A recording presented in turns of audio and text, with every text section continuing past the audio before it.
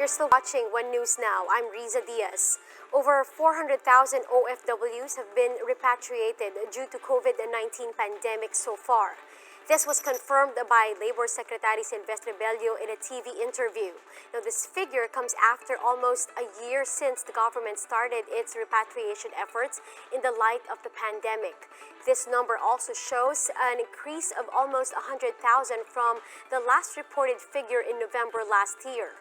Last week, the Labor Department said it is eyeing to repatriate 60 to 80,000 OFWs this year. And for those planning to undergo the saliva test, the Philippine Red Cross is giving a few reminders. Head of PRC's Biomolecular Laboratories, Dr. Pauline Ubiel, said saliva testing can readily be done to anyone, including children.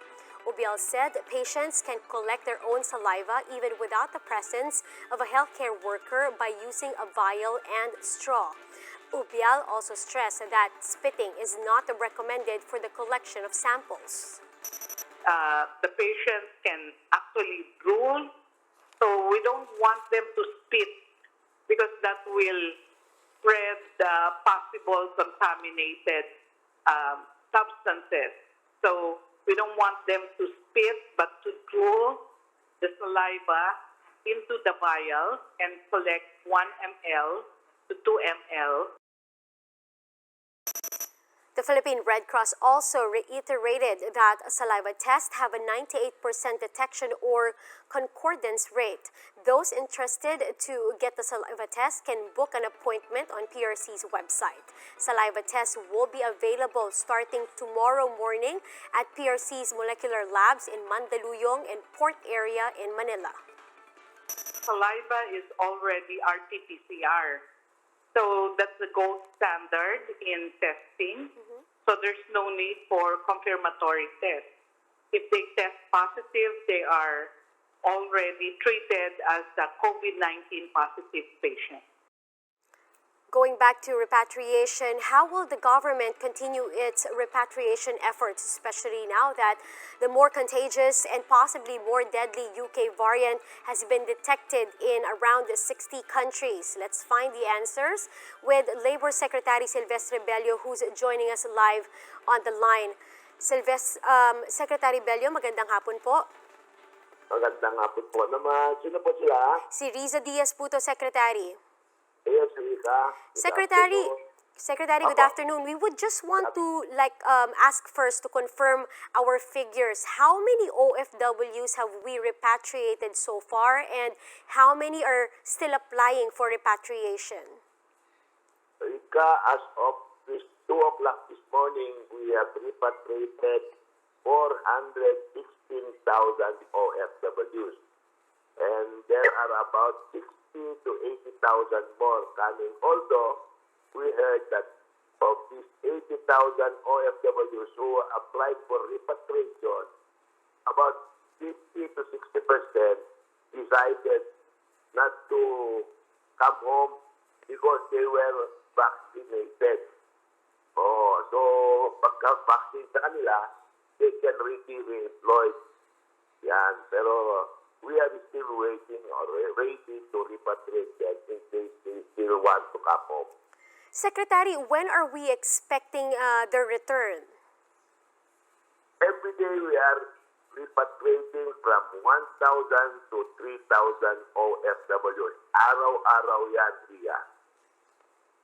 Secretary, ngayon po na meron po tayong na-detect na new variant, how is this supposed to affect the agency's procedure in, again, repatriating itong mga OFWs natin? Medyo na-improve na because before, whenever we repatriate our OFWs, as usual, they undergo their test. Even if they were swab tested and found negative, they are still required to undergo yung 14-day quarantine. Pero lately, during our last meeting of the Interagency Task Force, they already changed the protocol, and it is already a swab. If you are tested to be negative, you still undergo 5 days quarantine. After 5 days, you are again tested, and if you are found negative, you can already be allowed to go home. Secretary, we understand that the Labor Department did the Labor Department rather change its target number of OFWs to be repatriated in light again of this new variant? Yes, we still know. We are still expecting the OFWs requested to be repatriated. Anytime they want to be repatriated, they are immediately repatriated. But we have changed our protocol in the sense that when they come up, they receive the ACAP fund. We have a ACAP fund of $200 or the equivalent of 10,000 pesos. Yung araw, pagka OFW ka, na-repatriate ka, upon arrival, you apply for the fund, that assistance. We change that. Kasi alam naman natin po, sino yung mga OFW, at alam naman natin na they were displaced because of COVID-19.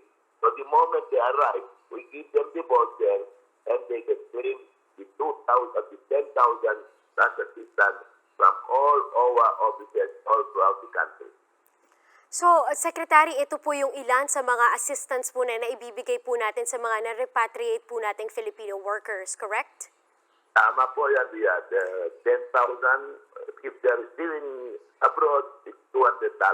Okay. Sir, what are the steps naman the agency is taking to help these OFWs regain their jobs?